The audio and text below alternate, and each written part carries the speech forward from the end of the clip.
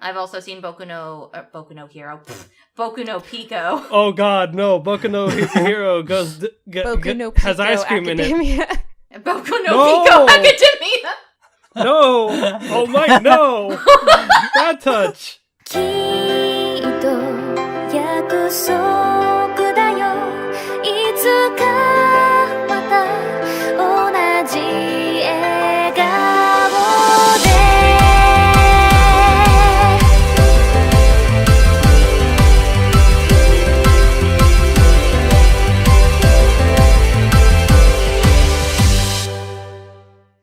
Hello, one and all. Welcome to Any Chat Box, episode 38. I'm one of your hosts, Craig. Along with me this fine evening, we have the producer extraordinaire, Cass. Hello. We have the girl that is so precious, Cammy. Hello. And then, finally, we have the Brit, John. Hello. Alright.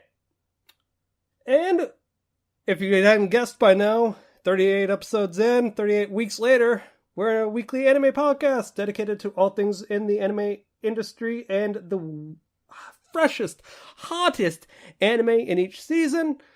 Ooh. First off, let's get the housekeeping out of the way. Social links. Twitter.com/TheAnyChatBox for all of our status updates when it comes to episode releases. You can hit us up with 140 characters or less. Supposedly they're doing a beta to expand that, which is actually pretty cool. You can also email us in long form with suggestions of topics, animes, new and old, that you want to have us weigh in opinions on at anychatmail@gmail.com. You can also donate hot cash muns to our Patreon, patreon.com/anychatbox. But also, if you hadn't guessed by now, we can grace your ears via many podcast services around the globe, via iTunes, Stitcher, SoundCloud, as well as Google Play and TuneIn. Please give us a rating, 5 stars all recommended, so we can rise up amongst the top and become recognized for the geniuses that we are. Dun. Craig believes in us a lot more than I believe in myself. Honestly, I think we should just let Craig, open every episode. Even if he's not the host for that episode, just every episode. Because he sold us better than, I will ever do. Yeah. I get... it was funny because going into this, I was like, man, I'm really tired. It's raining outside. And it's the fried chicken, isn't it? It's the fried chicken, and I'm like, okay, I gotta project the energy. I gotta get this for the lovelies at home. We gotta get this done. Okay. Topic, Cass, go! Okay, so I actually have recently joined a Discord group for the Anime Addicts Anonymous. So you should go check out their podcast because they definitely inspired me to want to start this one and brought us all together. And I think Cammy's also having fun in that group as well. Yes. So definitely check them out. And if you can get to be part of their Facebook and Discord, they've got a great community and you can meet a lot of cool people.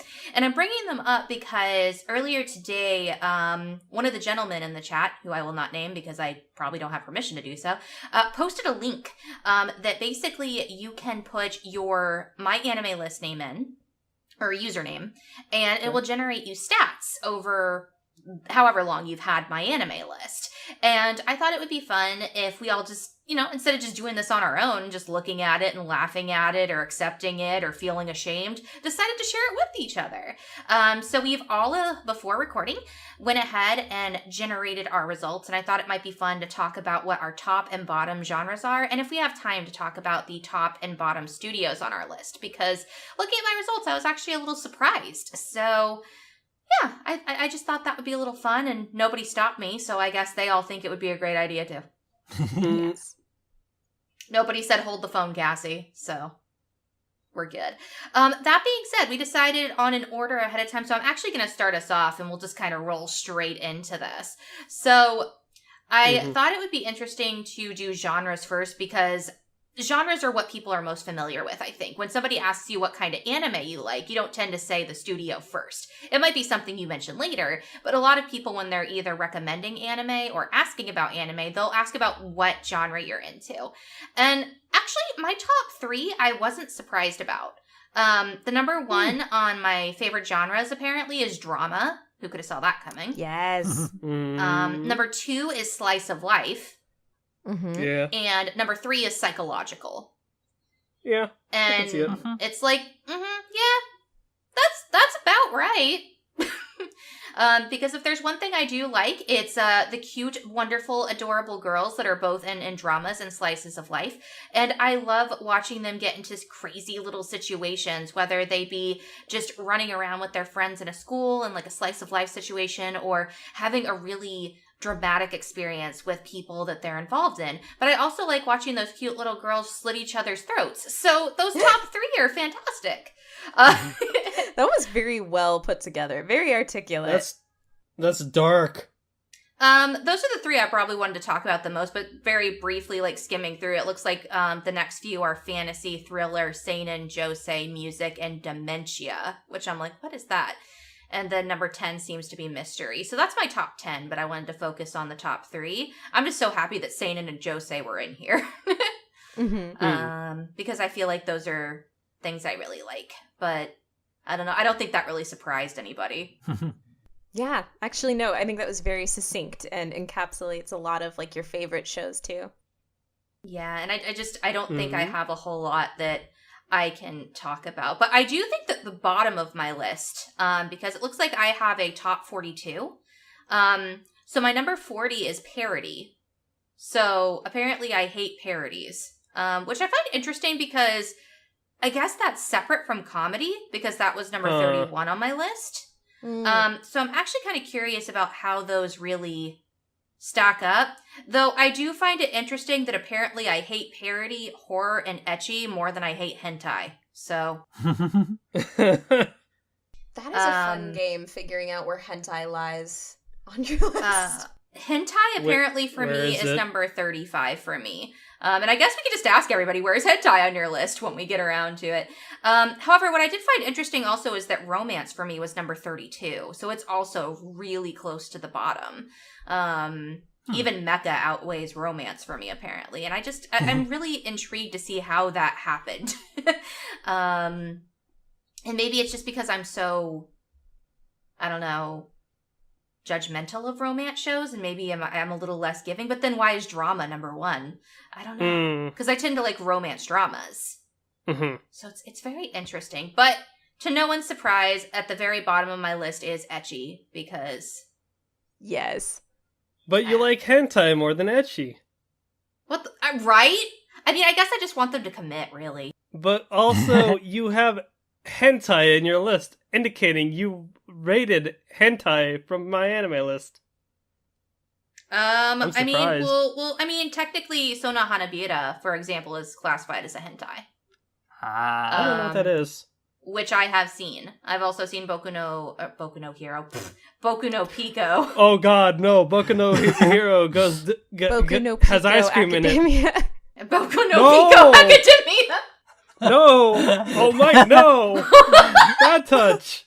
But yeah, I actually really don't know what else I could say about my list when it comes to my genres, to be honest, unless you guys have a comment, but... Nah. No. I think commitment is a big one. And even just in comparison, comparing for you, like drama over romance, for example, one of those genres far more teases and does not fulfill than the other. Romance, you know, a lot of romance genre shows don't commit. Drama shows are gonna, a lot of the time, go the full route and really demonstrate, like, we're gonna hurt you, we're gonna make you feel things. So maybe that also is even echoed in, like, those two comparisons for you. And also thinking about it, I think some of your other genres might be pulling down romance, because often it's romance ecchi, romance harem, and That's That fair. those could be a being good low point. might be pulling the romance rating down as a result. Mm-hmm. Which, by the way, guys, just because I didn't mention it, harem is number 38 on my list. So it's definitely down there. The only things that are apparently worse to me are sci-fi, parody, horror, and ecchi. By the way, horror is number 41. I love horror anime. But then again, maybe I'm like more psychological. Maybe there's just a gray line there. But I've been talking for a bit. Why don't we put somebody else up to plate? John, what are your top 3 and your lower 3? And if you want to jump around like I did as well, you can. But definitely at least include those and tell us what you think. For to start with, I should throw it out there that there's a few things that might be throwing off my list. One is that there is a good chunk of time where I hadn't been using any sort of my anime list or Kitsu, which are now connected. I have got them updating each other now. And also, there are a lot of series I've watched that I never got around to rating, which is something I am planning on fixing in the near future when I have time to actually go through it all. And I was also I've also been somewhat generous with my ratings, so most of the things I've rated on there, I have rated well, so that's probably thrown a few things off. But that being said, I think my top 3 won't really surprise anyone, because my top 3 are drama in the number 1 spot, military in number 2, Oh, of course. and magic in number 3. Aw. John, you're so cute. That's adorable. Although mecha is still quite high up, it's only at 8. That's not bad. Interestingly, Shonen Ai is rated slightly higher than Shoujo Ai. I have so many questions. John, what are you into? Probably because I haven't maybe that's because I haven't updated many of the Shoujo Ai that I've watched. John, don't ruin this for me. John, why are you watching Shonen Ai? The BL. Yes. You haven't. I could explain. But my bottom 3. My bottom 3 are kind of interesting because they are mystery at 38. Because my list only goes up to 40. By the way, That's not that many less than mine, honestly. mystery is 38, which I think is interesting because some of my favorite episodes have been like the murder mystery episodes. So, not sure what's pulled that one down so low. Maybe again it's me not updating it or not watching many specifically mystery rated series. Then it's police, and at the bottom on number 40 is school. That's actually surprising. That is surprising. So although just above mystery at 37, 36 and 35 are harem, parody, and ecchi, respectively. So,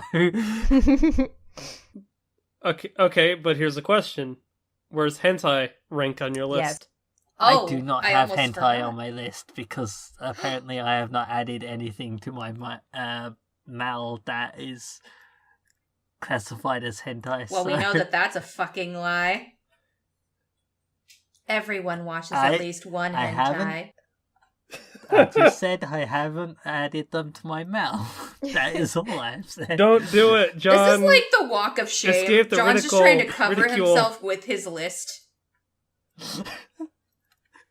I'm not gonna deny I watch hentai. Escape the. Don't put it there. You'll be judged harshly. Who's gonna judge him? Us? Yep, I wouldn't judge John. Mm-hmm. I would. Not for his hentai choices. I would. But no, I can't judge anyone based on hentai choices, to be honest. Out of curiosity, Yeah, where's just give me a hard Slice time. of Life on your list? Slice of Life is 24th. That is so interesting to me because I know that you love mecha shows, but I feel like the only other thing that you've ever, and maybe this is just you recommending things to me, is that you always recommend me like the cutesy school shows that you love, and it's so interesting. Mm-hmm. The slice I of know, life-esque sort of stuff. Yeah, you betrayed me, John. I really don't know what's happened. Again, maybe it's me not rating things that's thrown it off, or maybe it was from that big chunk of time where I hadn't been adding things to my mail that it's just dragged certain genres down. Well, here's your next project. What you got to do over the next week is update your stuff, and then post a screen cap for us to see your bar graph go from a literal up and down motion forming an M to an actual bar graph over the years to see how it all shapes out. Yes. I do need to fix that. Also, Supernatural is pretty low on my list. It's below Cars. What the heck have I watched that right? Initial D. Oh, Redline. Oh, Redline is the good. one thing I've watched that has Cars in it and has put it above Supernatural. Redline's good though. Yeah, because if you click on any of the genres, it does list what comes under those.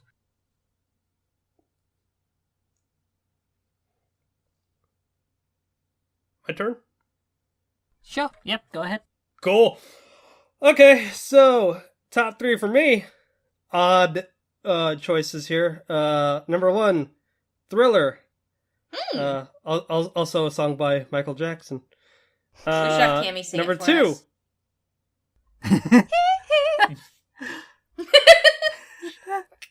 Come on, Wow. Shamona. Yes. Number 2 is School. Number 3 is Slice of Life. I kind of find that odd, considering I'm a shonen boy, and I love me some shonen, so I'm going to just pull up the records here and see if I can try and find where the shonen lies. According to this... Hey, Samurai is an actual category, and that's number 9. Martial arts is number 11. Apparently I also too have Shonen Ai as well. That's number 20. Shonen is number 27. Wow. Yes, number 27. I don't know why. 27 below Shonen Ai. Yeah, I don't know why. What have I done? Also, it should be noted upon skimming this list, I do not have hentai as well on this. So, suck it. I don't watch hentai cuz Lies. I'm above that shit. But in all seriousness though, interestingly enough, bottom 3, I only have 40 on my list. So it goes 38 is romance. Number 39 is harem. And number 40 is ecchi. So I'm seeing a pattern here where we all hate ecchi and harems. Hey, Craig, you know what show from a previous season that you did impressions on was tagged as romance, ecchi, and harem? What's that? Good old Love Tyrant. I think I don't think that that kind of... Well, not to go in on this, but I'm sure there's probably a lot of other shows in those genres that all kind of lump together. Nisekoi being one of them as well, where it all kind of just like... Don't you enjoy Nisekoi, though?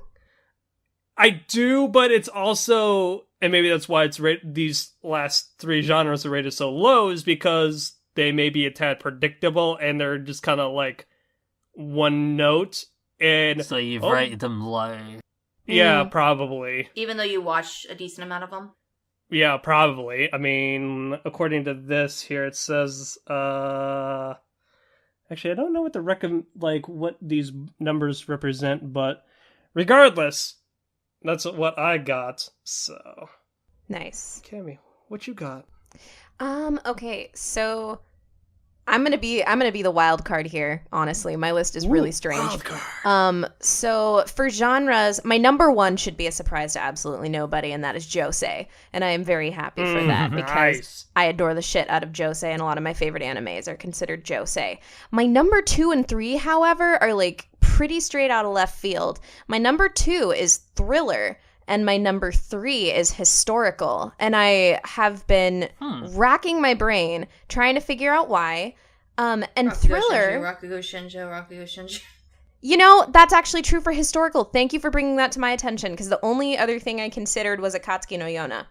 And both of those shows I think you rated highly. Exactly. Well, exactly. And to me, the only reason I think that Thriller is rated 2 is because Monster exists. Like, I think that's exactly the skew that just, like, pushed it up on the list. Well, if you click on the 2, it should bring up a list of the series that you've If you look it up on the title? Yeah. Under those. Ooh. Yeah. If you actually, like, click on that, on the genre, it actually does bring up a list, and I'm actually seeing... So it categorizes all the shows that you've completed, plan to watch... Actually, I'm not as sure if it does plan to watch, but I'm noticing shows that I've either put on hold or dropped at one point. So my harem and my romance genres are way longer than my thriller, but the thriller I rated highly, so maybe that's the reason why it's number 1. Okay, so also, that makes sense, because Eden of the East, all of Eden of the East, and Fate Zero are on here, so that actually doesn't surprise me. Yep. Because of how I've rated those. If I observe historical, I just want to see Cassie be right. Yep, Rakugo Shinju's in there. So good go, girl. You are the master. And let's see here. So then if we go down to my bottom 3, Ecchi is 39. I had 41, by the way. Ecchi is 39, unsurprising. Number 40 is romance, which I love. So I find that hilarious. And I think for that, it's really just because I will sweep that genre. I've tried so many shows, and so I think where you have a huge mass of them, and a lot of them have been pretty meh, then to me, it just, that's what bumbles it down. And my number 41, my lowest rated, is School. And I'm like, okay. Yeah, I'm assuming, again, it's kind of because of a high intake count. The first list of numbers next to our categories shows like shows that you have seen under that. So romance, I have 134. School, I have 96. Geez. So that also, I think, kind of gives that reason why. All right, Cammy, two questions for you. Where is the Shonen Ai listed in this, and where's the hentai? Good question. You should know that. You know what rates above Shonen Ai? Yaoi in my list. Straight up rugged yaoi.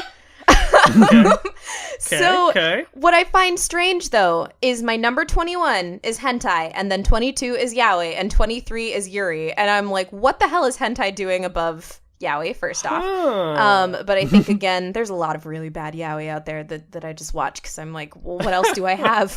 Either that, or maybe secretly Cammy's a super perv and we just don't know. Yeah, super perv. Well, like I'm saying, there's a lot of yaoi. Also, okay. No, ecchi. Yeah, ecchi's bottom 3, man. Forget that shit. I don't think any of us, so confirmed. Commit. None of us really like ecchi. Noted. All right. Do we have quick time? Do we think we want to go over studios or save that for another time? I think we have time. We're at about 23 minutes now, and I would typically give about 30 to 40 minutes per segment. So, I think we've got time. So I guess that would cycle back to me then. Yep. So correct. My number 1 is Production IG, which... Nice. Ooh, good choice, girl. Which I love Production IG, but I didn't realize that I just watched so much Production IG anime, I guess. Because I've always adored Production IG, but I never thought that they would, if somebody asked me what would be your number 1 on your list of studios without looking, I would think it would be like A1 Pictures or Kyoto Animation or even Studio Dean or something, which by the way, Studio Dean is number 4. Number 2 is Madhouse, which There you actually go. makes more sense to me than Production IG, because if you didn't know, Madhouse, they made this little anime like Gold Hunter Hunter. And They also made that One Punch Man. you mean They that show made I haven't finished? Card Captor Sakura is what I thought they for made you. Card Captor Sakura. They also made that Red Line.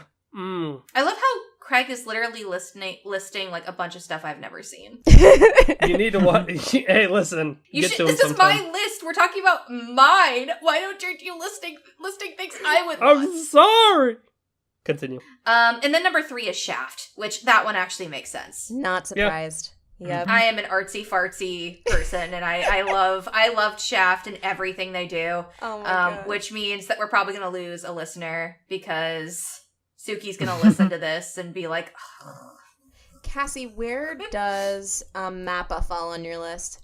That's actually a really good question. Ooh. Let me, and here's the thing, like, it's probably going to be a little hard for me to find them, because I have a list of 106 here. Though, one thing that did surprise me is JC Staff is number 95. Wow.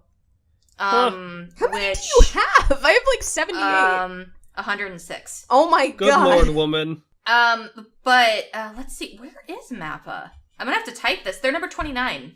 Mm. How the fuck are they below Go Hands? Right? With some of these, I'm like, what? I feel like. Wait, what's Go Hands? Go Hands is the people who made Handshakers. Oh god, why? Which I can't think of anything else I watched by Go Hands, and I dropped that show. You can click on Can where I? it says Yeah, go hands. click on the- Can I? Okay, hold on. Okay, so, they also did Setai Yaku and Domo. Okay, never mind. Oh, okay. And I love Setai Yaku and Domo. Speaking of pervy things. By the way, that show is fantastic. If it is what I think it is. I think that's the one it is. That's the student council one with the guys. Yep, it is. Yep, that's exactly. pervert That girls. show is Okay. so pervy and fun. Maybe I'll pick that as a host choice sometime, just so I'm not always like picking like things with drama things in them, which is what most of my list looks like. It's so funny and so fun, and it's actually beautifully animated. And then they have to go and make handshakers. So, but yeah, there's a lot of I have a lot of stuff on here because I watch a lot of anime. I am very excited that number 8 is Studio Ghibli. Nice. And I also really appreciated that Comics Waves Films is pretty high on my list too, which is number 7. Which, if you don't know who they are the ones who have done almost all of Makoto Shinkai's films. Byosoku 5 centimeter, Kimi no Nawa, Kotono Hano, Niwa. And I do also, not know these names. You might know their English names. So 5 centimeters per second, Children Who Chase Lost Stars, Your Name, and Okay. Garden of Words. Are the Okay, English thank names. you. But yeah. Also, shout out to A1 Pictures at number 9. But yeah, it's just What are the crappy ones? okay. So here's the thing: the 3 at the bottom, I don't even know what they are. But bless you guys for telling me I can click on them. Okay, I understand why these ones are so low. Okay, so at the very, very bottom is Blue Cat. Huh. What have they And done? they are the ones behind the beautiful masterpiece Boku no Pico. Oh yeah.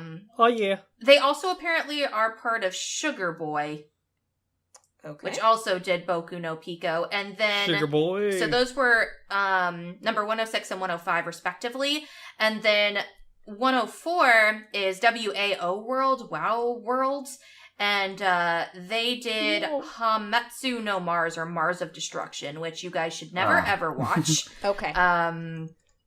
It is literally like clip art. I don't even remember why I watched it. But an actual studio right underneath it, because those respective studios only did like one thing. At number 103 is Zebek, which has things like MM and Pandora Hearts and Love Hina and Keijo and D and Angel, which is actually kind of surprising because I liked a decent amount of those shows. But then they also do a lot of harem shows, so There you go. Yeah. maybe that's why my Zepik is low on my list too. And to be fair, like shows like I loved, but I still gave them a 5. Yeah. Right. Yeah. Because I've always rated by like what I actually thought of it critically, and that show is not good. But I enjoyed the fuck out of it. I'm actually surprised at how low PA Works is on here too. They're at 101. Should I pull any other ones before we move up? We'll move on to somebody else. I can't think of anything. Yeah. Breathable. Yeah. John, what you got? Yeah. Yeah. My top 3 studios are like my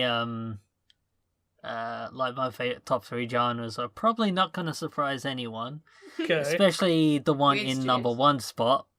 Okay. Because in number 1 is Sunrise. Oh, what yes. a Yeah. surprise. Yep. That makes Because sense. Gundam. But in number 2 is Ufotable. Yep, that makes sense too. You fanboy. And in number 3 is Bones. Yeah, that makes sense. They make good things. I like Bones. Hero Academia, Captain Earth, Cowboy Bebop, Yep. Full Metal Alchemist, Brohood. Gothic, Noragami, Oh, Noragami's good. Solia, Wolf's Rain, Star Driver. Yeah, a lot of stuff on there that I like. Yeah. But again, I think this is me not updating my list enough. Has thrown things off because at the bottom of my list, which is on the 81 list, 81 studios in my list, that is.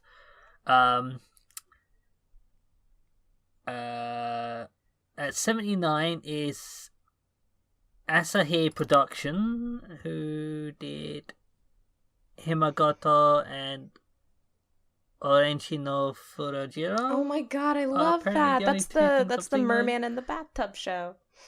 Oh, I still need that to one. watch that. At 81 is TNK, who did School Days. Your favorite sorry. show. I rated it 2. Unfairly. It was but- the best anime of our time. But the one that I'm like, why are you so fucking low on this list? At 80, my second lowest studio on my list, Production IG. What? The Like, frick? why The fuck? are you so low on my list? It's probably because you haven't rated half the shit that they've produced. It's also probably because I've dropped a number of the shows that I've listed on here thinking about it.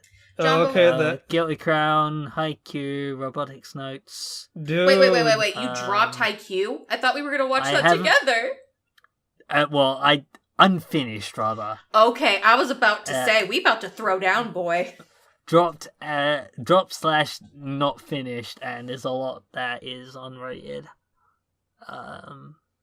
Yeah, you probably put them on But hold or yeah. dropped. Studio Dean is pretty low as well. And like looking at it, I'm like, why are some of these studios that I've only watched one thing by? Plum? Oh, Gravitation, Hellsing Ultimate. Actually, John... Hayate the Combat Butler. I did not rate that very high. Why has that one show put that studio so far above IG production? I don't know. I don't know. Do me a favor, John. I need you to take like a screenshot of all of these results, and then we're gonna have you go. I will stand over you with a gun and make you freaking upload or update. Sorry, I'm so angry. At life. Again, Okay, I will make you it's a update project. all of these things, and then once you update everything, we should take another screenshot and compare and contrast. Yeah, that sounds like a plan. Watch everything shift around. And then re-roll. If anyone wants to ask me about any specific studios on this list, but yeah, again, like Trigger is 23. That's interesting. What about Gynex? 66. Good I one. happened to just look at Gynex as you asked What? me about that. Huh. Oh, Ufotable. Where's Ufotable on your This is number that 2. was 2, yeah. 2? Cool. Okay, I'm blanking out. Okay, that makes way more sense. What about Kyoto Animation? Kyoto Animation is number 20. Okay, one more. Ghibli. Where's Ghibli? Right below Madhouse. Ghibli, I did actually see them, but I was actually 48. No, that's no, not 48. No, 65. Why are they so low? Damn, son, you need to re-roll all your stats.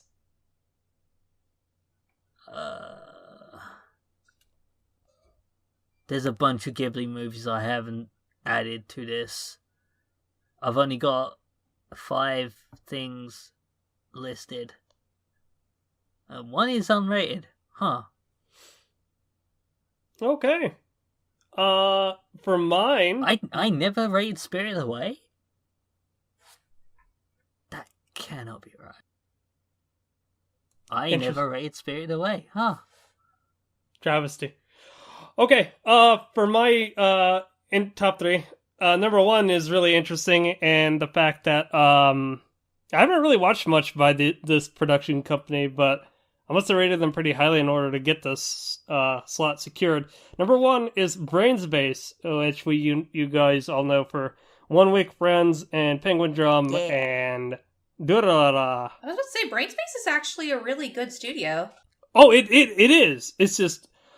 And out of those things you list, didn't you give a high rating to all of those shows? Yes, and that's why I said it's no surprise as to why it's there. It's just maybe I thought the quantity versus quality, I thought that the quantity would make it so something would rise above that, to be quite honest. But not surprising. Number 2, Gynex. We all know Gynex. Yeah. Mm-hmm. Number 3, A1 Pictures. You know them. They make a lot of pretty things. Mm-hmm. Some notable shoutouts outside the top 3. We have number 7 with Studio Trigger. Number 4, Madhouse. Number 6, Bones. I'm going all over the place here. Number 8, Production IG. Number 9, PA Works. And number 10, Studio Ghibli. David Productions, JoJo's Creators. Number 11. And number 15, Ufotable. Nice. So those are some pretty good companies. Bottom list, out of 88, we have Gonzo, which I've looked into, and they've made crappy anime. Black Cat, OLM, from what I just looked into, apparently OLM has really only produced, according to this, they did assistant animation to Adam at the beginning and a lot of the Pokemon movies, which were very okay. Mm-hmm. I remember I was into Pokemon way back when I was a kid. And last but not least, Zebek, which Cass mentioned earlier. A lot of harems. Yeah. Those good old harems. Mm-hmm. Where did Zebek fall on mine thinking about it? Because I can't see it. Huh. Oh, 7? The fuck? Nice. What did you rate a 7? Zebek. Zebek came at 7 for me. Well, I guess we all know what you like.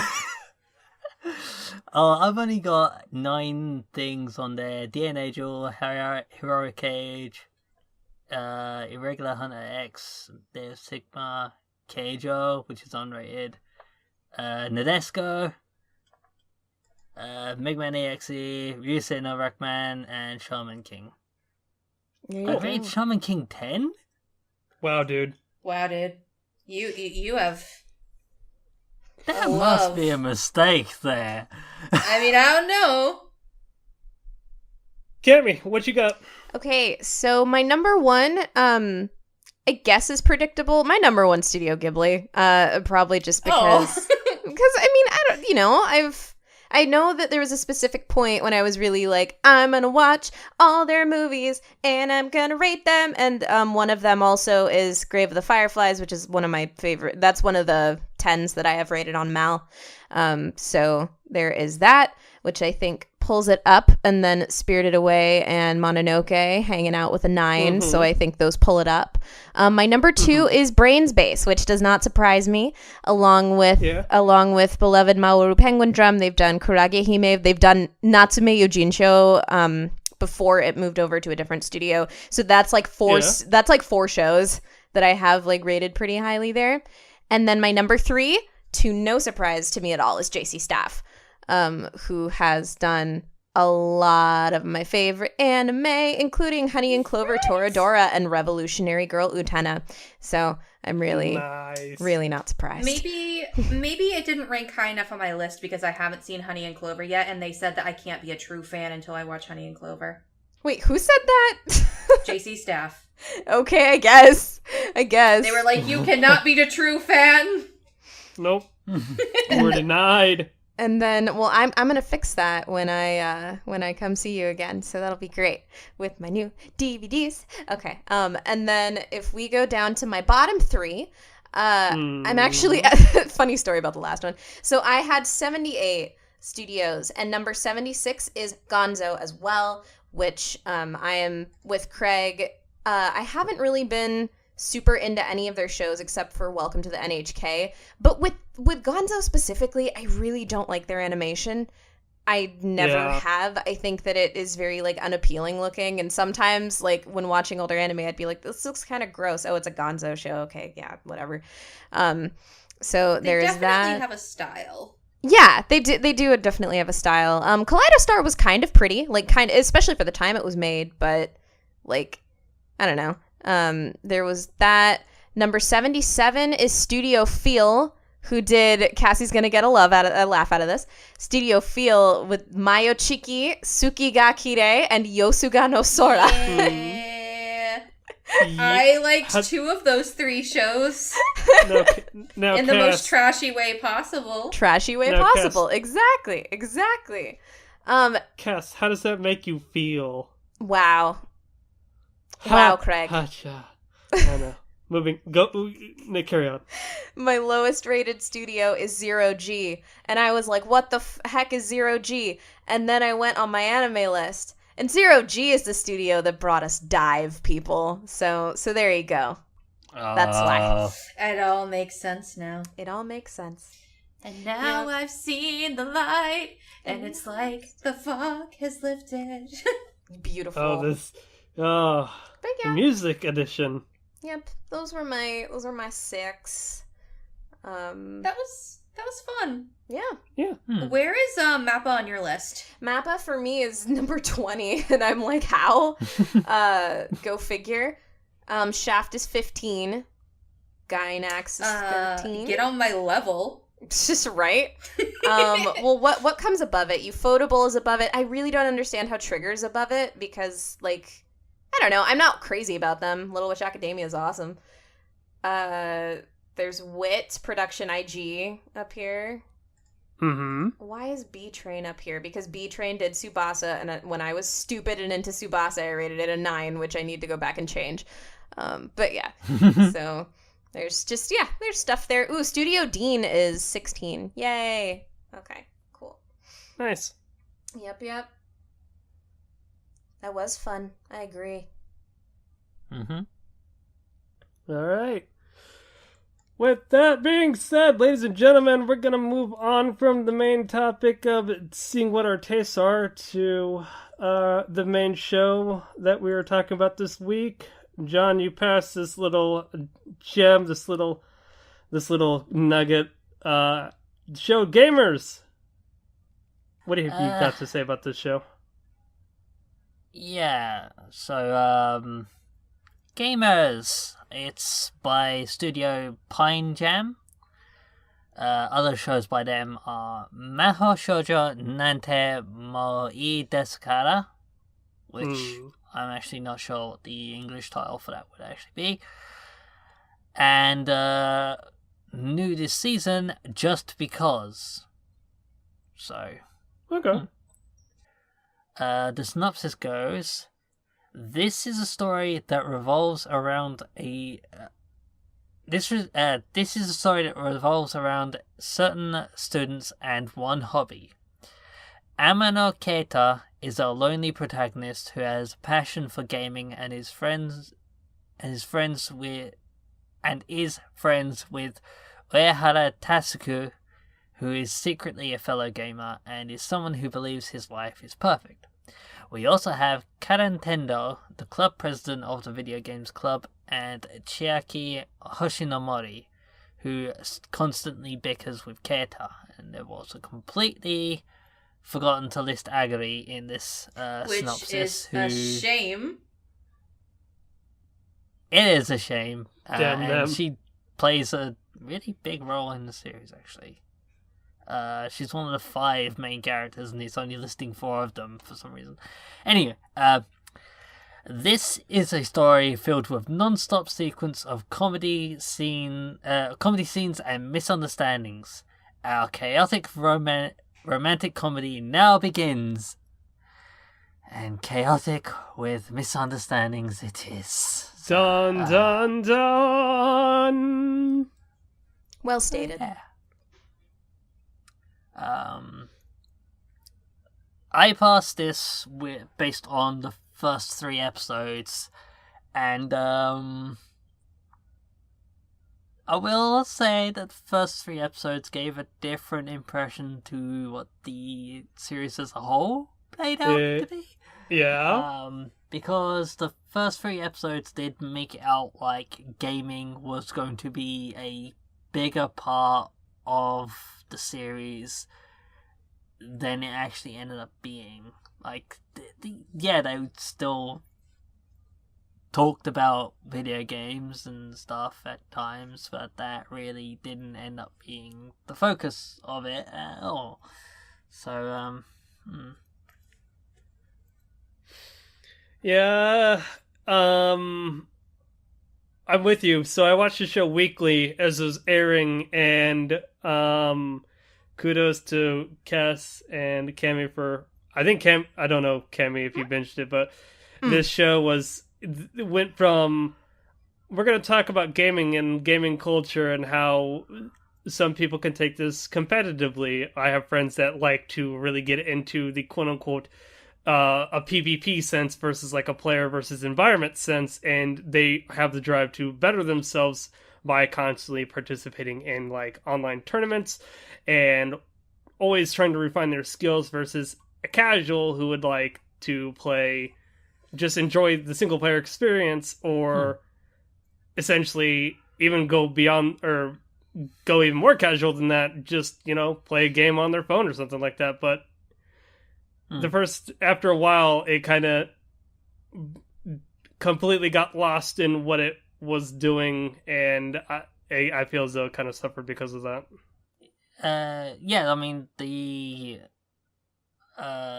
first episode starts off with Keita being personally invited to the gaming club by Tendo herself, who's supposed to be like this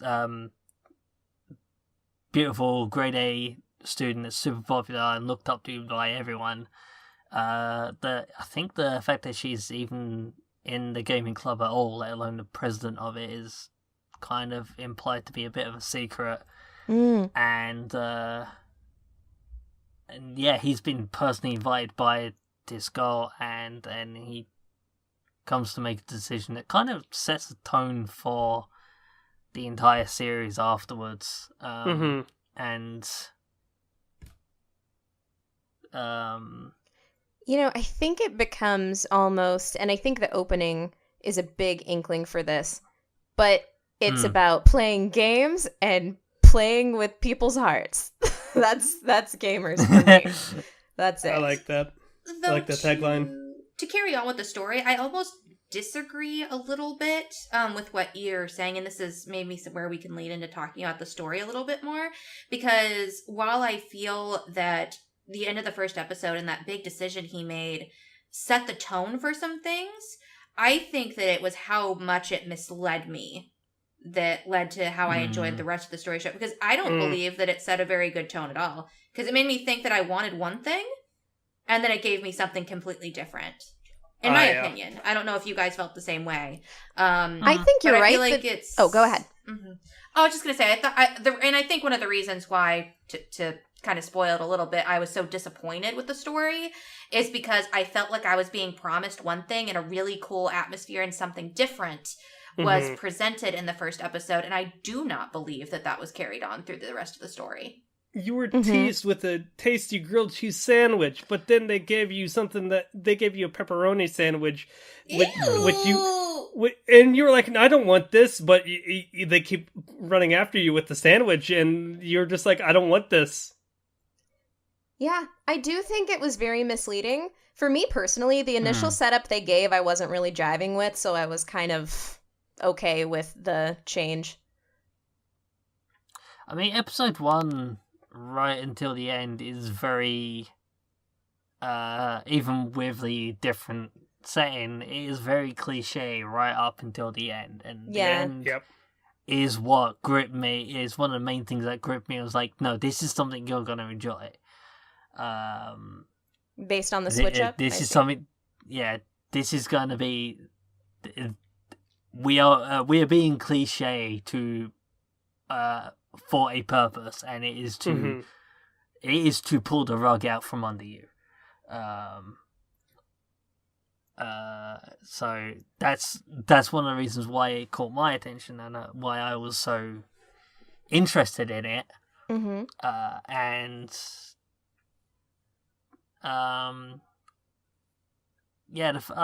feel like the first 3 episodes kind of continue to set up that trend to an extent, because you do have moments where you think you figured out how the guys, how Keita works, and then he'll do something that okay, that's not what I thought. And it kept me interested in him, but then he did kind of get a bit predictable. But that's going on to character, not so much story. However, I feel like the characters are the main part of the story. Yeah. Yep. Yeah. And because let's be honest here, nothing happens. No. It's like there's a lot that happens with the characters. However, plot-wise, there is no run-through. And I think that's one thing that disappointed me. I was actually talking to Craig on my way home. And I thought that because of what happens in episode 1, that the show, because of the title 1, Gamers, and also what happens in the first couple of episodes, I thought that this was going to become a show about different ideologies and ways of approaching gaming and how that brings people together. And that's where I thought it was going to go. Yeah. Yep, that's what I wanted. And that's what I wanted. That's not what happened. And I do not believe that there's really any story here without the characters. And I felt that the characters, maybe as a transition, unless somebody else wants to say something about the story, but I feel like the characters really carried the story, and they did a terrible job. They ran it into the ground. Like your thing about pulling. Okay, here's how I'm going to describe Gamers. So remember you made that joke about how in episode 1 they kind of pull the rug out from under you? Okay, so the first time the rug gets pulled out from under you, you're surprised. If not mildly intrigued, because we're all kind of masochists, let's be honest here. We watch anime. But then, while we're still on the ground, they pulled another rug. And then before we finished falling, they pulled another rug. Yeah. And then they kept pulling rugs until so many rugs were pulled out from under you that you were actually getting nauseous from the motion. You kept tripping, but they keep putting banana peels in front of you, and you just keep tripping, and you step on rakes, and you get hit in the face. And after, at first you're like, "Ow, that fucking hurt." But you know what? Okay, that's my bad. like, fool me once, shame on me, fool me twice, shame on you. That's gamers. Where after a while, like, the crux of what the show really is, it lost me after episode 3, and it devolved. Yeah. And when you finally look up and you're like, why are you doing this to me? Gamers is like, but isn't it funny? Yeah, I think that's a very good way to encompass the story in general, is that it does it's like, we want to pull this rug out, but that's what it does over and over and over again. I think that's a good way to just encapsulate story, honestly. So we could totally go into characters. Yep.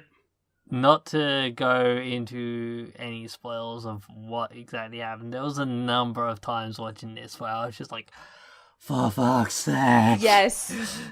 Yes. But let's see here. Going into characters. I have 2 questions on characters for all of you. I'd like to set a question when I do these things. What was your best character and what was your worst character in said show? Cammy, since you were talking, what do you got? Augury is best girl. I like her. She has pink hair. She's cute. Yeah. I enjoy her a lot. Okay. Mainly because I had to deal with him so much. I didn't really like MC. Like, I didn't understand him half the time. Like, you know, there's a lot about the characters' interactions and relationships and their stances on ways that they interact with other characters, and I could, like, get a read, sort of, mostly on people's objectives, but, like, with him, he would say something, and I'm like, I don't even know, like, how you're feeling, I don't know, like, who or what you care about, you know, he just kind of, he was weird to me, he just kind of confused me. Yeah, he did. He didn't really have much of a personality, did he? Yeah, I don't know. But yeah, Cassie, what about you for characters? My favorite character was the polygons in the ED, and my least favorite character was the entire cast. Damn. No, to be fair, I actually really liked Aguri as well. One of the things that I hated about the show is that they took her and actually completely turned her from somebody who I found very interesting to very stupid. Yep. And I actually found that to be minorly disrespectful. Especially for what she stood for in episode 2, which really honestly brought me into the show. I also did not care for how Tendo was treated as a character. The whole show seemed to exist just to make her feel like shit about herself. Yeah. And that also rubbed me the wrong way. I felt that both the boys were asshats. But I felt Uehara was the worst. Originally, the most annoying character to me was Chiaki. Mostly because she went from being a really nice person to a really bitchy person within like 5 minutes for a very stupid reason. Oh, yeah. But then so did the entire cast. But my biggest problem is with all of the characters is what Cammy kind of mentioned, that she couldn't get a read on them. And for me, it wasn't just the MC. For me, the MC definitely was a problem, but it wasn't even just an inconsistencies with how they talked, but how they interacted with each other in general. Like, to take Cammy's example, MC would be on the side, and his name's Amino, so I guess I should call him that. Thank you. Amino would be on the side. I kind of like saying MC better. But Amino would be on the side talking to another character and being like, oh my god, this guy's so bad, he's cheating on you, or he's doing all of these bad things. And then he would go and hang out with that other person and act like he was the best person in the world. Yeah. Yeah. And all of the characters did this. All the characters are very two-faced in their approach with each other. But it's two-faced in a way that's not even realistic. Oh no, it's not, because high schoolers can't talk about... That's not how high schoolers are. Let me be honest. I know. I went to high school. If a girl thought her boyfriend was cheating on her, oh dear. Right. Shit would go down, son. The misunderstandings that happen in this show are to the point that they're absurd. And to some people, I think that that's supposed to be funny. But to me, it was just annoying. It stacks, man. It goes from 1. It multiplies like friggin'. I don't know. It's like the Gremlins. It keeps multiplying. You keep giving it food and water after midnight, but it keeps multiplying. Hey, I heard you like misunderstandings, so I gave you some misunderstandings with your misunderstandings. Thanks, bro. Can I get some misunderstandings with that? John, what about characters for you? Trying to actually deciding on a favorite character and a worst character in this series was actually kind of hard. I think I came to like Chucky the most because of the last couple of episodes, or the second from last episode mainly. Mm-hmm. I can see that. I will have to say it was mostly that tipped her to be one of my favorites. There was a couple of moments earlier in it, but I really can't go into why without going into spoilers, unfortunately. You could tell me if you agree with this. I think that she goes through probably the closest thing that I would call a semblance of like development, a little bit of an arc, a little bit. Yeah. So yeah. I could see you attaching onto that. I could understand that. Yeah, definitely.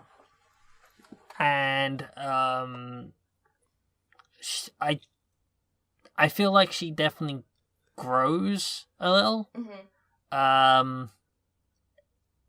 Especially by that second to last episode, and that is what made me latch on to her. She did have these moments where she was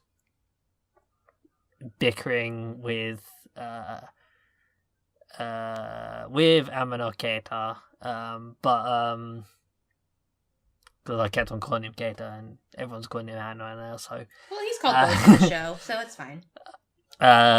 She had those moments where she was bickering with Amano, like at the drop of a hat over anything. Like they never seemed to be able to agree on anything. Like any topic they came up with would eventually end up on something that they disagreed with, and that'll be it.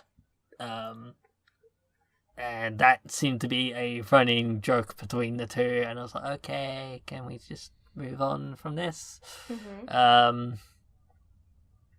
Do you have a least favorite? But I think I'd have to agree with Cassie about it being Uehara. Mm-hmm. Because my first impression of him was a very shallow arsehole. And he had moments where he kind of started to redeem himself, and then he'd be an idiot and fuck up. And then he just... So, unfortunately, the bar for him was set pretty low, and he didn't do enough to really raise the bar, so... yeah. He also went from... He had very contradicting themes as well. Mm-hmm. Like, at the beginning, I agree. Like, the first impression I had of him, especially with how he talked and treated other characters, Aguri especially, I was not a fan of. He regained that for me in episode 2. Yeah. And then immediately dropped the ball for the rest of the show. Because he almost... I thought he was going to be the guy to bring everyone together. And I am convinced he's one of the main reasons they all started falling apart. Mostly because he tried to stick his nose into things, and then he wouldn't actually commit to trying to fix things. And then there was another moment where he almost purposely tried to sabotage the situation for no reason. So he was just a very inconsistent character. But all of them are inconsistent, so So, for me, I'm going to pick a character that, you know what, is my best character, despite not seeing jack of this guy. Maybe that's why. I forgot his name, but he joined the gaming club because I wanted to see more of this guy. But he's the best friend, right? He actually was consistent with his character motivations. He actually stood by Amano and he hung out with him in the gaming store, and Amano actually introduced him to like visual novels and shit like that. And he's like, all right, I don't know much about gaming, but I'll get into this. This seems pretty cool. Good on you. I think his name's Aichi. Was that the pretty boy? Yes, yeah. Yeah. Nice call. I like him. I also really like Chiaki's sister. Just wanted to throw that out there. Konoha. Yeah. Konoha, yeah. I thought she was an extremely underutilized character. I thought she was going to be super interesting, and then they just kind of turned her into... Yeah. There's what they do with her is kind of like, okay, so you're going to do this, huh? Least favorite character, as everyone else has mentioned, Urehara, Keisuke.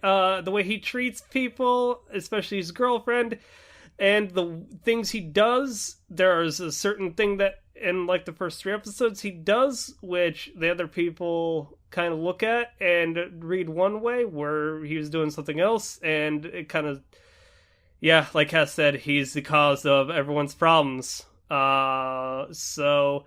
No, what he tries to fix, he doesn't commit, and he doesn't actually... I don't know what he... I don't know how to describe it without even actually blatantly saying what he does wrong, but... whatever. I think one of the things about this series is that it constantly presents you with a lot of really good potential with, hey, here's this character, here's what we could do with them, and then doesn't do it. Does something completely different. Yeah, and that's true. That seems to happen quite a bit. Like Cassie mentioned, she thought Uehara was going to be the guy that was going to actually bring them all together, and then he actually ended up being one of them that was causing some of the most problems. And then there was Shaki's little sister. She actually was introduced in a really interesting way, and I was like, I'd like to know more about this character. And then they did something completely different with her. And, and there was also what's his name, the pretty puzzle boy, who was interesting, and then just never showed up again. They never let anybody in that gaming club show up again, which is unfortunate because they seemed like interesting people. Oh yeah, the girl that actually played Guilty Gear, the guy that played Counter-Strike. I wanted to know more about them. Like John said, it presented one thing, and I wanted the one thing, and it completely pulled the rug out, and I got tired of it. The characters also did not help in that in the least bit. They were bland and boring as fuck. But yeah, speaking of the girl that played Guilty Gear, in one of the, because where I was watching it on Crunchyroll, they actually had like an illustration at the end of each episode. Yep. And one of the episodes towards the end, it might have been the last episode actually, they had an illustration of Tendo playing a game with her. And I was like, the fuck is this girl? Where the fuck did she come from? And it was, oh wait, gaming club girl. Yeah, it was dumb on multiple regards. I think that we've been talking about characters and story for a long time at this point. Yeah. Sorry about that. No, it's fine. I just felt that maybe we should move on to what the other part of the show is, because we didn't watch it just for the characters, the story. We also, wanted to see what the animation was like. And I'm curious on how everybody felt about the presentation of the story and if it helped it recover or just kind of made it worse for you. Well, since you're talking, Cass, what did you think? To kick it off. I initially liked the character designs. However, I feel the animation in this show was very stiff and derpy. Yes. Sometimes that played to the show's strengths, especially when they were trying to do something extremely out there. However, those moments were few and far between, and for the most part, I felt that this show was not that pretty to look at. It's like average or below average. I was gonna say, while I believe the show is very average, and this is a small studio that really has done jack at this rate, I found the color scheming for at least the girl's hair stood out. Like, it was bright colors, it popped. Whereas the guys was just very boring, very plain, very blasé, to a point where I was just like, I didn't care for their character designs, and as you said, Cass, it was a lot of stiff. They really just kind of sat around in locations and stood around in locations and just talked about what the fuck was going on. They hung out, a good portion of the cast hung out in a diner, like 70% of the time. And after a while... That's actually another good point. Yeah, after a while, I thought, man, the staff in this diner have got to be hating them because all they do is just yell and react to people outside. That's actually a really good point. Like, maybe I was just done with the show by then, but I didn't even realize how few backgrounds are in this show. Yeah. I would say that until one scene towards the end, the art was at least consistent. But maybe it was because they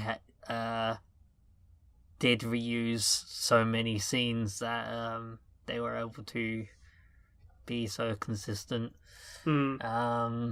Because there was that one scene where like there was fireworks going off, so they had to do a lot of interesting coloring going on, and the art style just suddenly became so fucking janky. Yes. All of a sudden. Yes. And it's like, why? Where? I do remember it being so well. very jarring in that scene, and I was like, whoa. Something that I feel like I've noticed about Pine Jam recently, because I am reviewing one of their series for this season for Impressions, I hate their facial proportions. Like, they are always weird looking. They're like off model. They're not consistent. Like, there's so many times that I can call out, especially in gamers. I was like, what the fuck is up with this person's face? Like, it really got me out of it. It was really strange. I thought the art was super jank. Character design wise, I agree with you, Craig. I think that for like the girls were fair. I think Aguri was really cute. I like Tendo's design. But I loved when Aguri smiled. I thought that So she had a cute. cute little smiley face. yes, She did Right. have a cute smile. I liked her outfit changes. I love that outfit that she wore with the lumberjack Like sweater the and the plaid. beanie. Yeah, it's cute. So design wise, I think it was okay. But yeah, in animation there was some weird things going on there. And I don't know, new studio, meh. Hopefully it's something they'll improve upon in the future. Less diners, please. The intro was awesome though. That I like. Okay, if we want to talk about that, like, I liked it only for like the video game references, but like when it kicked into the chorus of it, when it really started going, I was like, okay, I guess they're going for like a Sword Art Online aesthetic with the rest of this opening, which is I think they tried to do something interesting, and I did like the first couple of seconds of the opening. However, I didn't feel like it was anything spectacular, to be honest. I found the song to be cute. Yeah. Did you get the video game references that they were throwing out? Of course I did. Okay. And I appreciated that they did that. Yeah. But at the same time, I think that maybe that also made me mildly salty because Yeah. We never I got mean, half I'll get that to it shit. eventually, but for a show about gamers, we hardly ever see any gaming. Games. Which is a shame because I would have liked to see how they animated games into this. Because the few games that we saw, they actually took from what seemed to be real footage from games. So that was interesting. I would have loved to see more of that. I really liked the opening. Gamers was interesting for me just in the fact that it was one of the rare times where I convinced my boyfriend to watch a show that is currently airing with me. So we watched the whole thing together. And both of us, I think, unanimously agree that it grew on us a lot. Like, it was fine for me, like, musically and, like, the whole thing. But then by the last episode, we were, like, singing it and bouncing around. And we were like, yay, this is a great opening. Oh, my gosh. So that is one thing in the show that I think grew on me. I think other things did not, but the opening definitely did. And it became one of my favorite aspects of the show. Did you guys notice that there was a second ED towards the end? Yes, and it was it didn't, like, it was a weird change up, man. It was only for, like, a couple episodes, if I remember correctly. Yeah, it started in, like, episode 9 or 10. Yeah, it was And I lied to Craig, because I thought it was, like, halfway through, but yeah, like, it was just a very sudden... Yeah. Like, and I was like, why did you change the whatever? And it went from being kind of like dun dun dun dun, because I actually kind of liked the ED a lot. The ED is also the first cute. ED. I agree. And I especially liked how they used the different polygons and how they changed and stuff. Mm-hmm. I tell you, polygons are best, girl. But the second opening was very solemn in comparison. It was weird. Yeah, it felt very offbeat. I agree. Yeah, especially for the kind of show it was. It's like you're not a romance drama. Like, just don't try, don't try, show. Please, you've lied to me enough, gamers. Oh my god, I'm done with you. You're done. Oh, on a music standpoint, and maybe this was just me, I don't know. I didn't necessarily find the content of the soundtrack to be knockout, but there were some things I loved. I absolutely loved that in moments when things were just being ridiculous and stupid, like, there was a piano song they'd play, and they slowly made it, like, more fucked up and, like, messed up and awkward, which to me was just so meta, because it's like, oh my god, the characters are screwing up, and now the soundtrack's like, we're screwing up as well. Like, I honestly really appreciated that comedic gold. I thought it was a nice meta installment. And sound-wise, I loved it whenever they used sound bites or sound effects from video games. I like that detail a lot. I would follow that up by saying I agree. However, when it came to the score, I can't remember anything about the score. Like, I guess it was serviceable, but, like, it was cool to hear Guilty Gear or Persona 4 in the background when they were playing those games. But other than that, it just... mind blank on all of it. I agree with Cammie, though. I did like their sound direction. If I had to pick one thing from this show I really enjoyed, it was probably that. Yeah. And maybe it kept me a little further away from the noose. What about you, John? Anything on the music front? Yeah, beyond the intro being something I really enjoyed and found really catchy, none of the backgrounds really jump into mind. And I can't even remember either the EDs at this point. I'm like, yeah, I remember there being a sudden change of tone with the EDs, but, like, I can't actually remember either of the EDs at the moment for some reason. I've just got the intro song stuck in my head. Yeah, for real. Another question before we probably move on to final ratings. I realize we've been going on for a bit. What did you guys think of the voice acting? Because I thought it was, going in with sound direction, I thought that it was okay.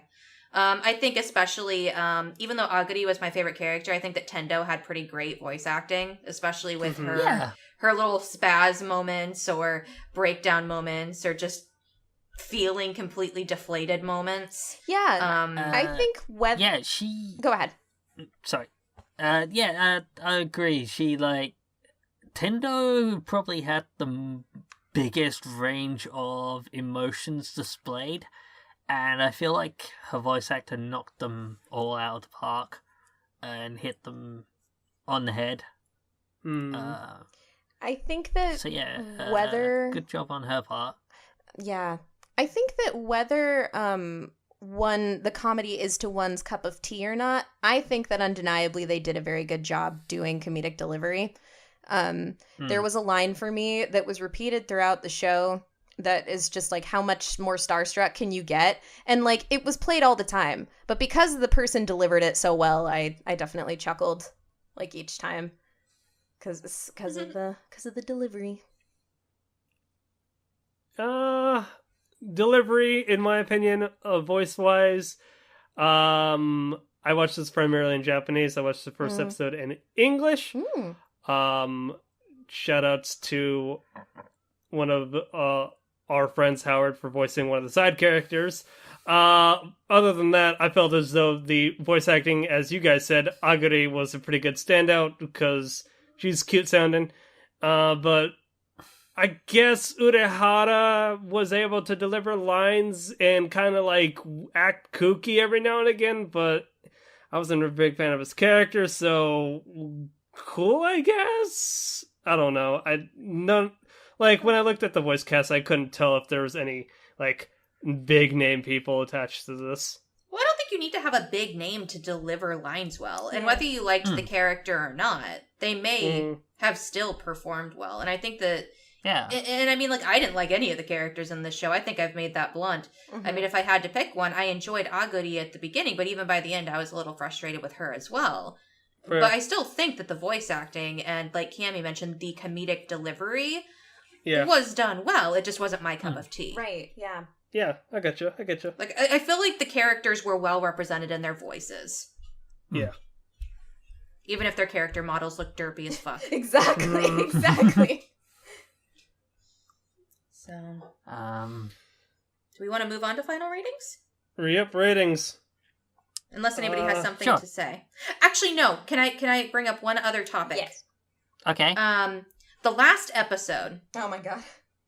I feel like it needs to be discussed because I feel like this is something that's fairly interesting because I had a conversation with a friend of mine before I finished the show, and I said that I wasn't looking forward to finishing it because I was told that the last episode of this show is very unfulfilling. And I want to get this out of the way. It's not even a spoiler. Nothing gets resolved by the end of the show. So if that's why you're continuing to watch it, then nah. But one point that he brought up that was good was even though it wasn't a good ending, it was a good episode. And after watching it, I would have to agree. I think I would have loved Gamers 1,000,000 times more if the entire show was like the last episode of the series. Oh, yeah. The first and last episode. I agree. Because the entire final episode of the show, without going into spoilers, they actually talk about games. They actually sit and discuss things, and they actually talk about different things that they as gamers like. And the thing that I really loved the most is they had somebody there who wasn't an avid gamer asking questions. Yep. And I loved the crap out of that. I honestly like that episode the discussion. a lot. Yeah. Yep. The discussion about everything. Yeah, I don't really have anything else to add to that. It bad as a final episode, but as an episode for this series, it did actually. It did. That was what I think we all went in hoping to get from this series, and we finally got it in the last episode. Yeah, I think it depends on what you're looking for. I think what the show presented that it would have resolved, I just didn't care about at that point. So I was good for having a moment to just focus on the characters talking about their hobby. So which I wanted the whole show to be about. Yeah. It was a breath of fresh air, but by that point I was kind of fatigued, to be quite honest. Yeah. But it's like, I get you. It's kind of like you're sitting at a restaurant. One that you paid a decent amount of money to get into, because I'm going to equate time to money here, because I watched 12 episodes of this show. That's 6 hours I'm never going to get back. So you go to a fancy restaurant, you spend a lot of money, and for some reason, they bring you an amazing appetizer at the very beginning, and you're like, this is great. The rest of this is going to be great. God, I'm so happy that I decided to go to this restaurant. And then for some reason, they just keep feeding you breadsticks. Like, they just continuously just keep giving you bread. And they're not even good breadsticks. They're like the stale ones. Oh, damn. And then by the time you've eaten literally 11 of these breadsticks. They come out and they give you, like, the most beautiful steak you've ever seen. But by then, it's like, you're already full. I was going to say, so it's Olive Garden? Yes. Does Olive Garden serve steak? No, it doesn't. It serves pasta, but Well, they then no, also it's serve not Olive. Were you listening to my analogy? Listen, but they also serve unlimited breadsticks, and that's where I was going. First, the Madhouse discussion where you throw a bunch of freaking anime at me that I've never watched. Then you... That's my job. That's my job. But now I get you. Cass, since you were the one that just made a beautiful analogy with food, ratings! Fine. What do you got? Fine, I will go first. Actually, that might be a good rating. Like, that's how the gamer's experience was for me. It's like an expensive restaurant that I paid way too much to go to, and I left extremely unsatisfied, even though there were one or two things there that I might be able to write home about. I'm not going to recommend this place to my family. You're not going to go to Yelp? You're not going to go to Yelp? You're going to give them a 2-star? I'm going to tell my mom to go to Buffalo Wild Wings. Where they have good food from the beginning to end. And then me and Cammie can go sit in our booth that we always get. Yes! And it'll be great. But yeah, that's the best way I can think about it. I cannot recommend a restaurant that only feeds you breadsticks before they give you steak 2 hours later. Like that's not good. Nope. That's not okay. Nope. I'm gonna be honest, I may have been too harsh on this show originally, and I'm actually happy I had some time to think about it, because when I was standing outside work today, I was telling Craig, I was like, I'm going back and forth between a skip it and a burn it for this show. And we've never given out a burn it on this show. I was just that annoyed. And maybe it's just because I felt lied to, because everybody told me that I'd get some resolution by the end of this show, and I got nothing. Did I tell you you get resolution out of the show? No, John did and Pete did. And, Sorry. We gotta talk about this. But I can admit that I was being a little bit harsh, but I'm still not going to recommend this to my family or my friends or anybody. I'm going to recommend them other fun comedy shows and hope that they actually have a fun show like episode 12 of Gamers come out in the near future. But for now, I'm just going to say skip it. Okay. I'll go next. Okay. Hi, guys. It's your boy, Craig, coming to you live with my hot takes of Gamers, the hit summer anime of 2017.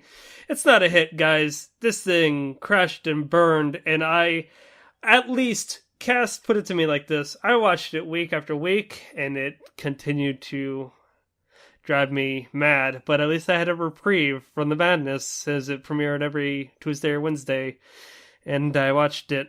That being said, I, much like Cass, was debating between a burn it to the ground or skip it as well.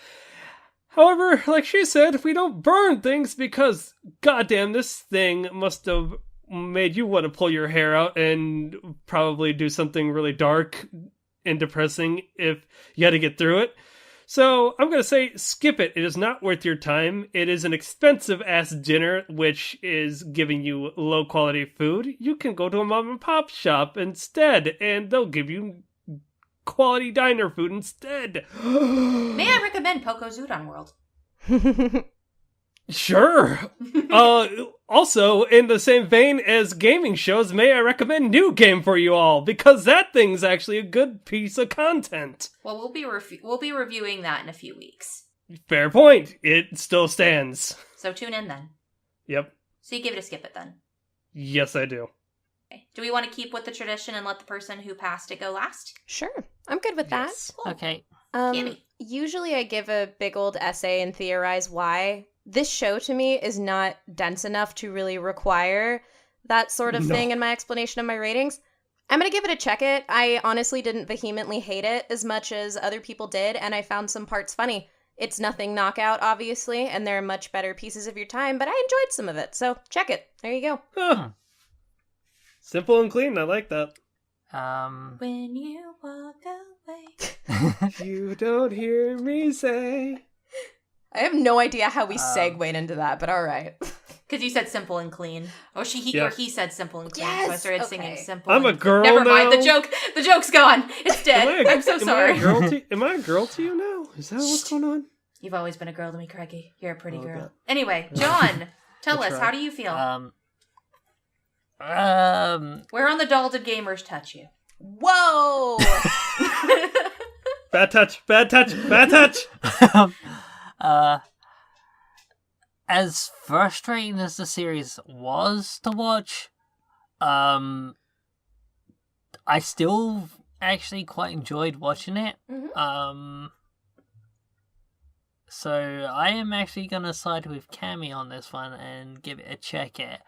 But yeah, this isn't for everyone. It is going to if getting frustrated with a series really is going to really not sit well with you, then yeah, don't watch it. It is a shame that the ending ended up being a non-ending, and maybe it's me just being a bit more satisfied with Jackie's development, and calling that something getting resolved. But yeah, there was stuff that happened that I did enjoy, and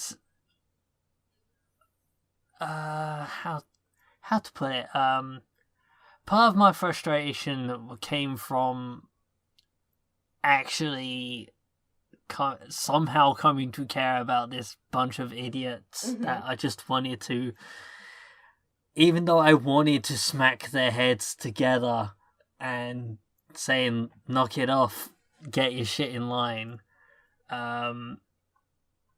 It was because I was enjoying it that I did get so frustrated, oddly enough, I guess. That happens, So in a weird way, I enjoyed getting frustrated, and being enjoyed got me frustrated. Masochism.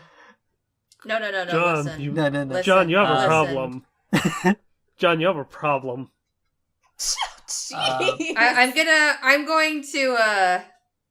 I'm going to say this. There are different kinds of masochists in the world. You know, And that's why we're here. Welcome to Annie Chatbox, where we're all different kinds of masochists, and you get to figure out which one. Oh God. Oh God, no. I'm keeping. There you go. I'm adding on to your tagline, Cam. Yeah, we'll keep Well, a what- notebook of potential taglines to spin on and off of. I'm Fuck. on it. I knew on I it. forgot the tagline at the beginning of the episode. But I think that's the difference between, and I wouldn't even call it taking a side. Yeah, I think don't it's think so. just that, and I think it's actually kind of cool that the ratings fell like they did, because honestly, there's two different kinds of frustrations with the show. Either you were frustrated and you either enjoyed it anyway, or you were frustrated and you enjoyed being frustrated, or you were me or Craig and you were frustrated and that's not what you came for. And also, I just personally always hate character inconsistency.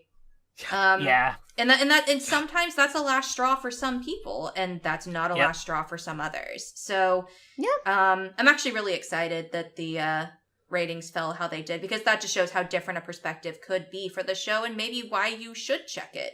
I'm just not going to dirty my hands and be the one to recommend it when I've been shitting on it this entire episode. Guys, I'm just waiting for the See. inevitable day that one of us puts a burn it into the mix. It's gonna be wild. It was almost here. But then I couldn't. Like, gamers is harmless.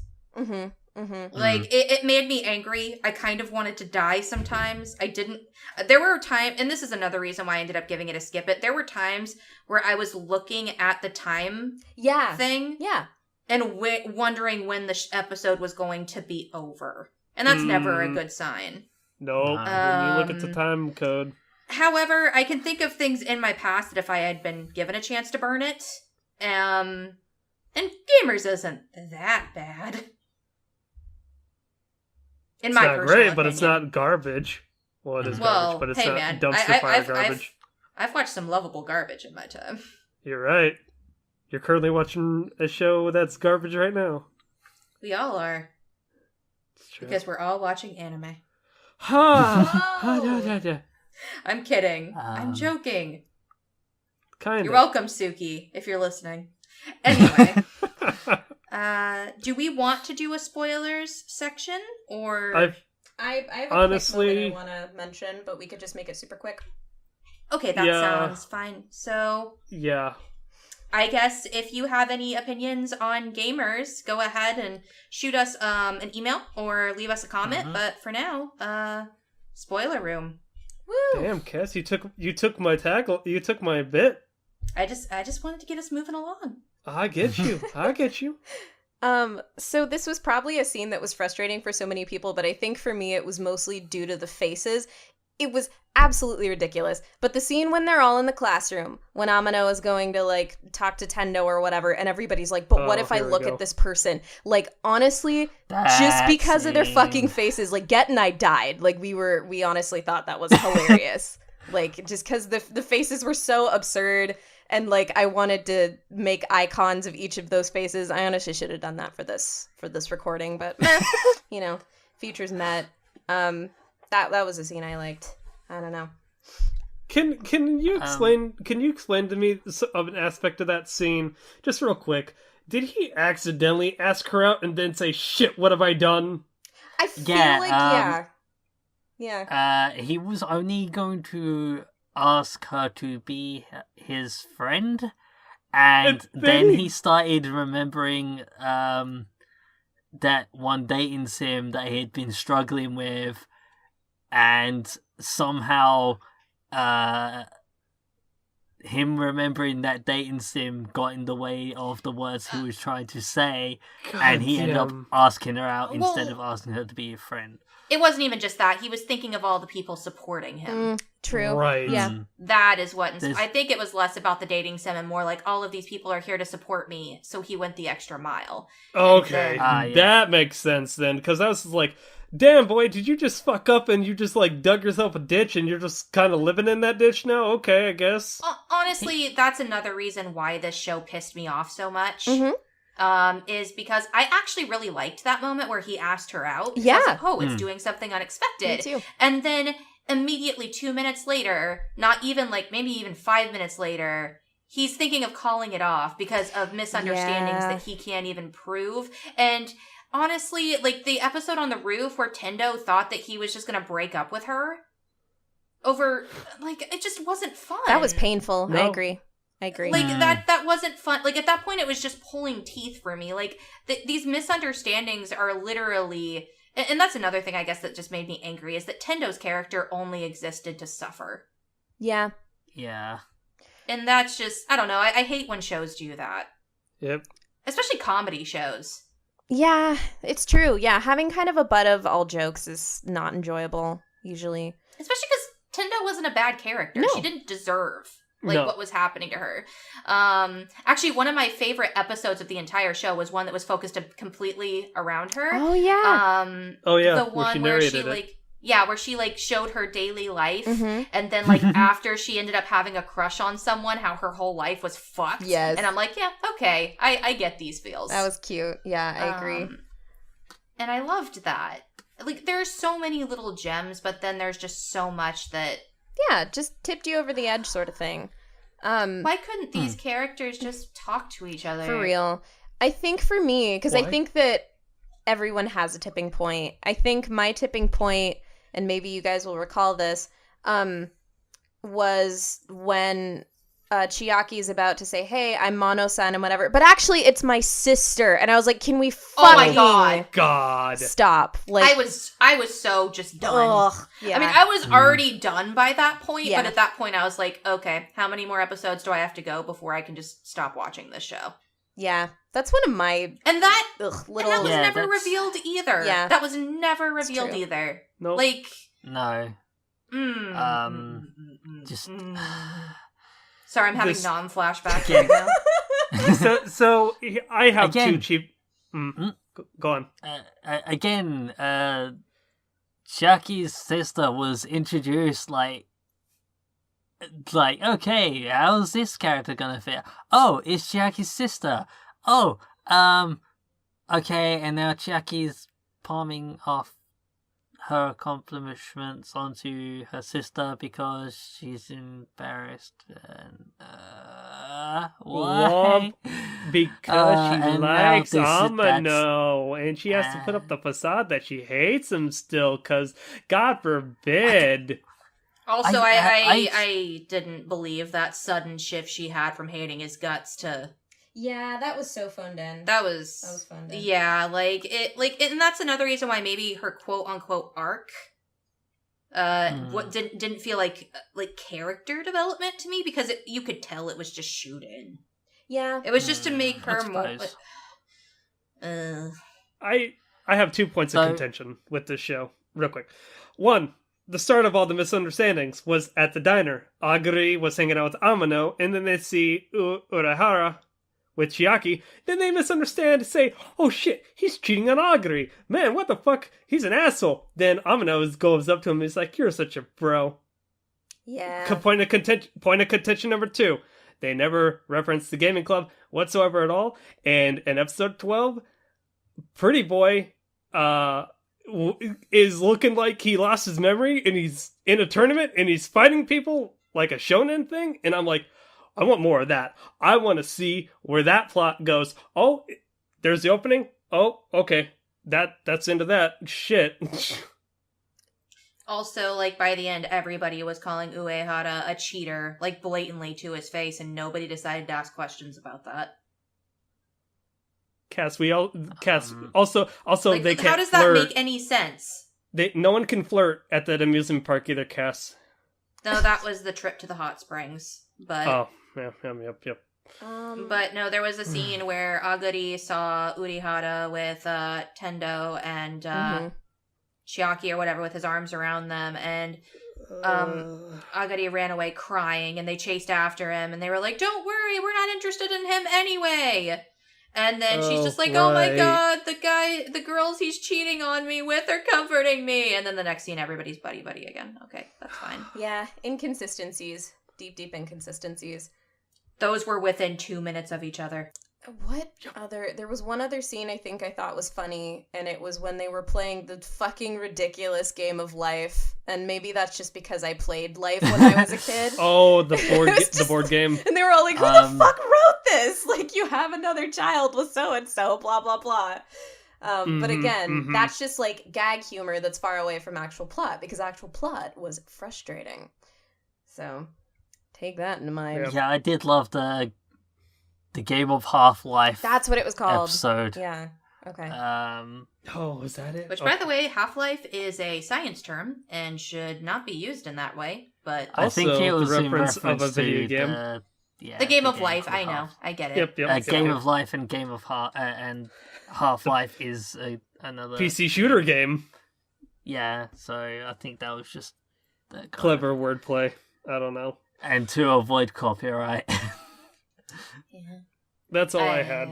That's all I have too. I mean, I could probably sit here and ramble bitch and moan about everything that frustrated me, but we'd be here for 30 more minutes. We'd be here for much longer than 30 more minutes, and I don't want to continue to bash a show into a ground when I've already done it. Yeah. I just want to say one more thing though. I did like the moment where Chiaki did outright say that it was easier to just hate his guts after she developed the crush on him. But why did she hate him? Why? What's the justification? There was no reason. It was because they had a difference of opinion. Oh my god. At the very beginning of the show, one of them thought that moe characters in video games were fine, and then the other one didn't. And then they decided to hate each other for the rest of I mean, I guess for me, it's just them hating each other was stupid and unbelievable to begin with, and I found her, crush on him to be very strange and shoot in anyway, so I just didn't care. But different strokes for different folks. I mean, I can see why that would seem like development for some people. That would be a moment of, wow, that's actually... Because another moment that you may have liked, John, was when the sister, I'm assuming, asked her, what do you want to do with him? Do you want to get to know him better? Do you want to get to know him less? Or do you want to put distance between you two? And I think if this was any other show, I would have appreciated those moments a little bit more. Mm-hmm. Yeah. Yeah. Yeah, I agree. If they would have been much better moments if they were in any other kind of series, basically. But they did try though, so I'll give you points there. Like definitely, I could see how that would appeal to you, 150%. Mm-hmm, mm-hmm. Yeah, they're like, we're trying, guys, and I can appreciate effort. All right. But yeah, I think if we're through it, we are almost at 2 hours, so I think we're set. Oh boy. Okay. Let's get out of here, guys. Let's wrap this up. I'm gonna take. Any, we're gonna drive this. We're gonna drive this home. But before we do, any final thoughts, John? Since you passed the show, then we can get out of here. Yeah. I can. Like, I still enjoyed the series, but I definitely still agree with pretty much all of the faults that everyone has brought up with it. So, yeah, it's definitely not for everyone, and I probably will admit that I probably enjoyed the series more than I should have. There's no such thing. You enjoyed it because you enjoyed it. You stop that. But yeah, so check it out. If it's looking like it's something that you really cannot enjoy, then drop it. Go ahead. You don't suffer for a series that you're not enjoying. That's not what I'm trying to do to anyone. And or are you? And I God damn it. feel bad every time. Don't feel bad. Honestly, I like to think that John is secretly like just someone who loves puppies and likes to watch people suffer at the same time. Like I want to love everything, and I want to give everything the benefit of the doubt. But if it makes someone suffer, then it's fun. No. You're laughing. You're laughing. Anyway, let's get out of here, guys. And if you loved this episode and stuck it out this long for Any Chat Box episode 38, then thank you for all of your continued support. Let us know what you thought of everything. Spoilers. Were we too mean on this show? Yes, no, maybe so. Either way, guys, thanks for tuning in. Peace out. Bye, Yasini. Bye. Bye.